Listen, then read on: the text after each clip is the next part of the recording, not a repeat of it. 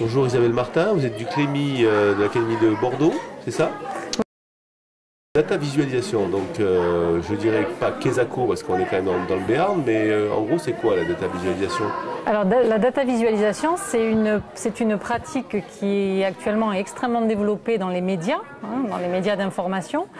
Donc en tant que délégué académique du CLEMI, je m'intéresse à ce qui se passe au sein des rédactions, à la mutation que le numérique a apportée dans l'univers des rédactions. Et cette mutation, en fait, on la transpose dans la classe. C'est-à-dire que l'objectif, c'est que les enseignants, quelle que soit leur discipline, se saisissent des données disponibles sur le net, soit des données publiques, soit des données ouvertes, et qu'à partir de ces données, qui peuvent être relatives à tout type de sujet, l'éducation, les transports, etc., ils en fassent une extraction et qu'ils produisent des infographies, par exemple sur l'impact carbone de leur établissement scolaire, par exemple. On peut imaginer un travail mené sur ce thème-là, ou qu'ils en réalisent des petites vidéos. C'est ce qu'on appelle aujourd'hui le motion design, c'est-à-dire des infographies animées. D'accord, donc vous utilisez des services d'infographie en ligne comme PictureViewer, des choses comme ça?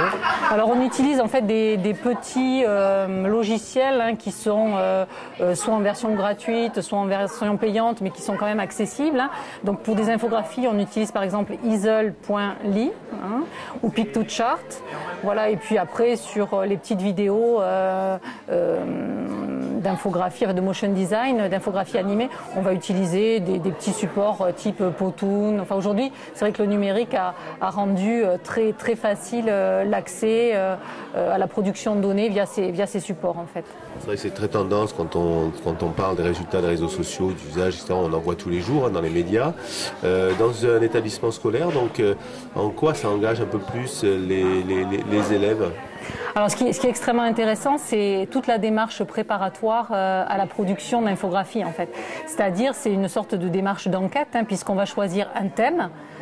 Donc je parlais tout à l'heure de l'impact carbone, donc par exemple le développement durable, et puis à un moment donné ce thème on va le décliner sous un angle particulier, donc là ça serait dans l'établissement quel est l'impact carbone concernant la consommation énergétique, etc. de l'établissement, et on va donc extraire des données, donc c'est un travail de décryptage des données disponibles, d'analyse et après donc de transformation pour finalement ces données leur donner du sens finalement, parce qu'au départ le tableau il n'est pas forcément lisible, et à un moment donné donc on va le rendre plus parlant, les données vont être plus compréhensibles et on va les publier, donc soit sur un site, soit sur un blog, enfin il y a toutes sortes de publications possibles, un journal papier même éventuellement.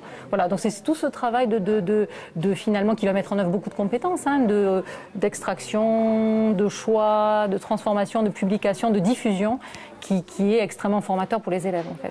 Est-ce que ça peut être utilisé dans quelle discipline et à quel niveau scolaire, du moins dans le sens du bas? Est-ce qu'on peut utiliser ça au premier degré, ou est-ce qu'on est quand même sur des concepts et des représentations qui touchent au second degré?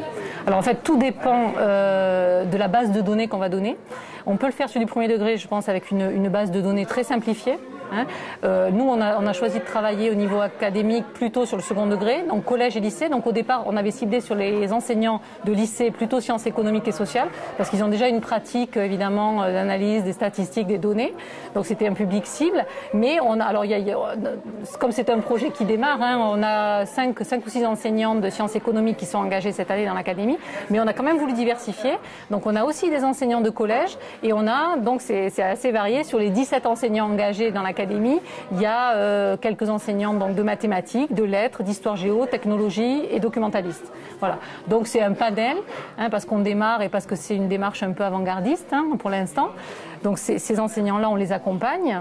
Et puis on espère développer, l'objectif c'est de mener le projet sur plusieurs années et de pouvoir accompagner et développer pour que d'autres enseignants s'y mettent, parce que je pense que quelle que soit la discipline, chacun peut y trouver son compte.